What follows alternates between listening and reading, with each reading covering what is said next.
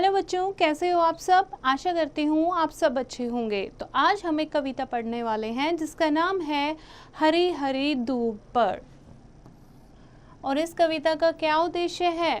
प्रस्तुत कविता प्रसिद्ध कवि व्यंग्यकार भारत के न्यायप्रिय हमारे देश के पूर्व प्रधानमंत्री स्वर्गीय अटल बिहारी वाजपेयी द्वारा लिखी गई है।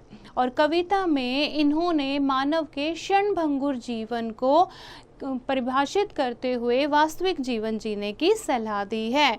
तो शुरू करते हैं कविता।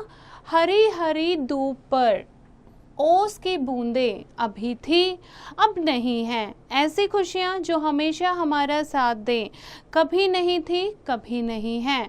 इसमें कवि क्या कहना चाहते हैं। हरी हरी दूब पर यानी कि दूब क्या होती है, कोमल सी घास, जो हरी घास आपको दिखाई देती है। ओस की बूंदें यानी कि पानी की बूंदें।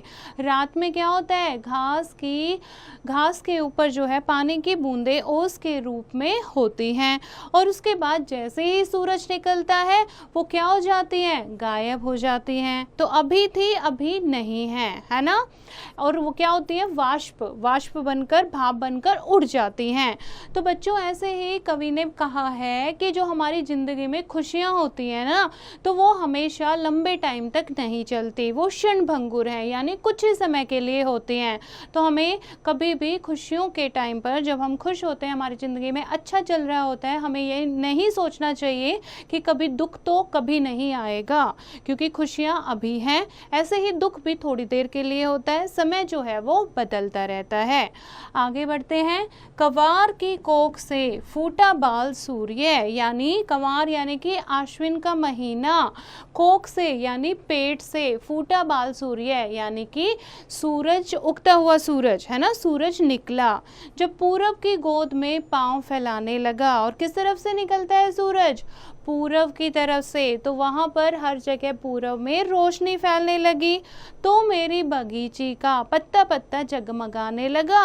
और सूरज को देखकर पेड़ पौधे क्या होते हैं, खिल जाते हैं। तो मेरे बाग के पत्ते पत्ते पेड़ पौधे जो हैं वो जगमगाने लगे, यानी खुशी के सामने खिल उठे, खुशी की तरह।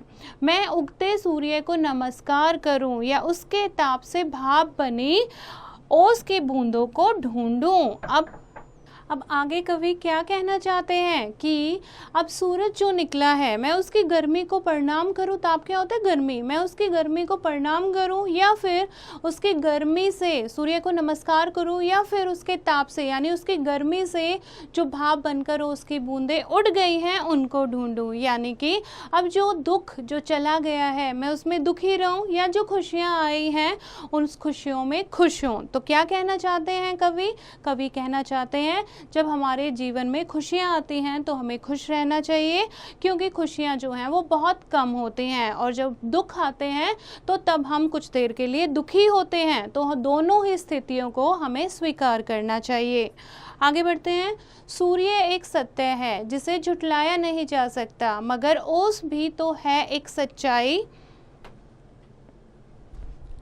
यह बात अलग है कि ओस क्षणिक है। क्या कहते हैं कवि, सूर्य जो है वो सच है, यानी कि खुशियाँ जो हैं हमारी ज़िंदगी में वो भी वास्तविक है, लेकिन ओस जो उड़ गई वो भी तो झूठ नहीं है, वो भी तो थी कभी, है ना। यानी कि मुसीबतें जो हैं वो भी तो हमारी ज़िंदगी में, दुख जो है वो भी हमारी ज़िंदगी का हिस्सा है, तो उनको भी झुटलाया नहीं जा सकता।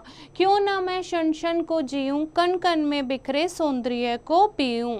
और इससे अच्छा है कि मैं अपने दुख में हमेशा के लिए दुखी होने की बजाय पल पल को जीऊं, यानी पल पल में खुशियां ढूंढूं, कण कण में बिखरे सौंदर्य को पीऊं। सूर्य के कारण जो मेरी बगिया इतनी खिल उठी है, यानी खुशियों के कारण जो मेरी जिंदगी जो है वो इतनी अच्छी हो गई है, मैं उसमें खुश क्यों ना हूँ। सूर्य तो फिर भी उगेगा, धूप तो फिर भी खिलेगी, लेकिन मेरी बगीचे की हरी हरी धूप पर ओस की बूंद हर मौसम में नहीं मिलेंगी। रहेंगी।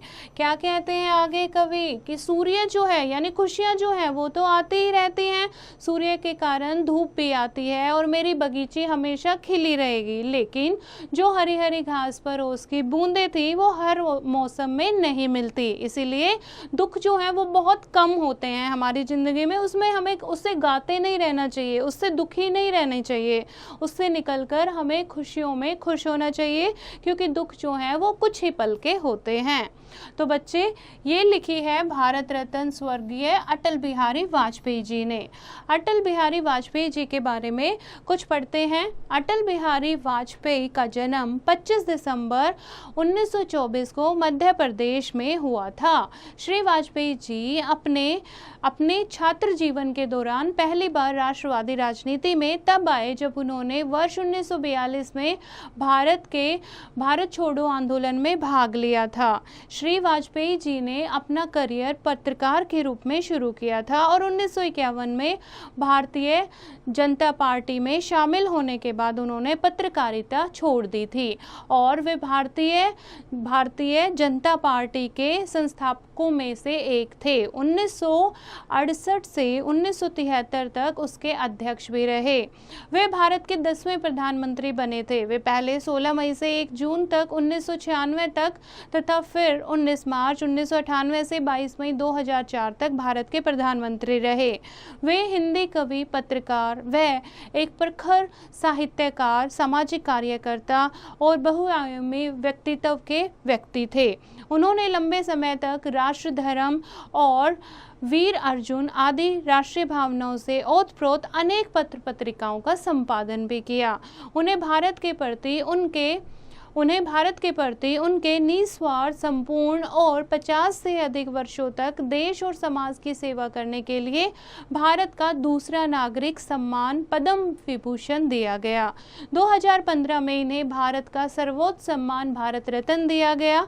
अटल बिहारी वाजपेयी जी ने 16 अगस्त 2018 को दिल्ली के एम्स अस्पताल में अंतिम सांसें ली थी। इनकी समाधि दिल्ली के शांतिवन में बनाई गई है। तो बच्चों, ये थी आज की कविता। आशा करती हूँ आपको समझ आई होगी। एक बार फिर से इसको पढ़ेंगे, शब्दार्थ को याद करेंगे और अभ्यास को स्वयं करने की कोशिश करेंगे।